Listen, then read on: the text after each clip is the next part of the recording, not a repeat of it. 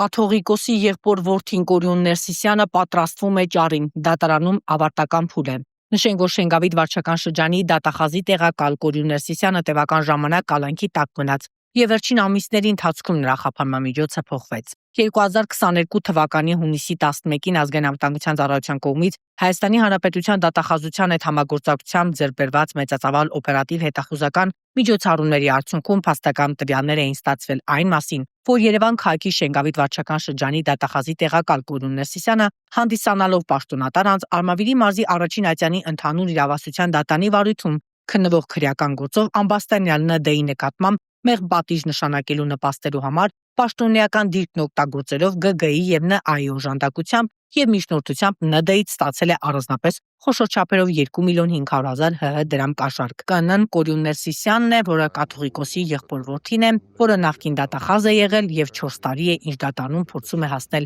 արդարության։ Քրեական գործը դատարանում ավարտական փուլում է եւ կաթողիկոսի եղբոր որդին պատրաստվում է պաշտպանական ճարին։ Ինչով կավարտվի այս գործը դատարանում, կհետևենք քննության վերջնական արդյունքներին։